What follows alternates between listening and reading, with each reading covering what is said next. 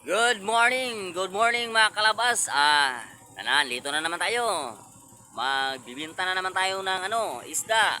Ang isda ko ngayon, tilapia at saka bangus at saka sulid. Ito po ang ilalako ko ngayon. So paano? Kapon hindi tayo nagbibinta ng isda kasi may pistahan sa amin, pista sa aming barangay, kaya ngayon lang tayo magbibinta.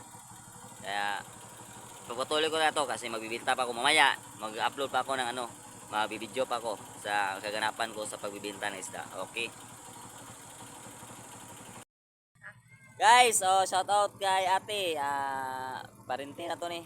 Pinsa natin si ate. Bili siya ng ng sulid. Sulid ang binili niya kasi tilugon. Para sa mga may mga karamdaman ng isda, mga tilugon yang kinakain nila. Yan guys. Dito tayo ngayon sa Barangay Suton. Shout out kay ate. Maraming salamat sa pagbili ng isda sa akin. Palaging bumibili si ate. Pag nakadaan ako dito, bibili talaga sila dito.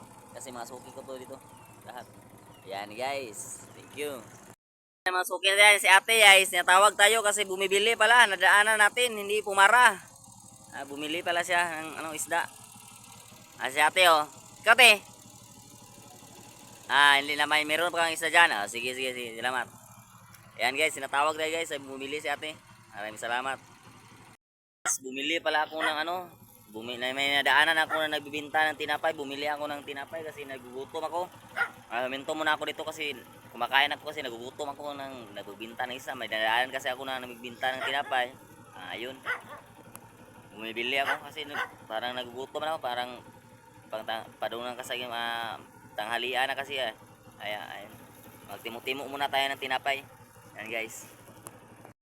Ayun guys, binilhan tayo ng 1 kilo na sulid. Ayan ang tilapia natin. Marami pa. Bangus natin, marami pa din. Mamaya na ko mamayang hapon tutuloy ko to ng pagbinta kasi pauwi na ako. Kasi matanghalian na. Ayan guys. Salamat. Ayan guys, ang ganda ng view dito guys Nandito ako ngayon sa kay Kuya Fredo. Kasi bumibili si Kuya Fredo ng isda. Pinasok natin kasi malayo sa kalsada itong bahay niya. Ito ang view sa kanila.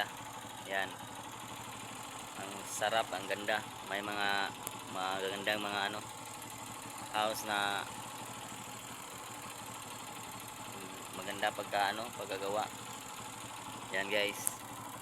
Ayun, salamat guys. Pauwi na tayo guys kasi tanghalian na. Time check 12 PM na. 12 noon. Magtanghalian muna tayo. Mamaya na natin ibibinta tong natira natin na isda. May natira pa tayo na tilapia. At sa kabila, bangus. May natira pa tayo. Mamayang hapon na ito natin guys, bibinta. Kasi marami-rami pa. Tutuloy na natin ito pagbibinta mamayang hapon. Yan guys. Thank you so much guys. Dito na tayo kasi tanghalian na. Uwi na ako. Bye bye.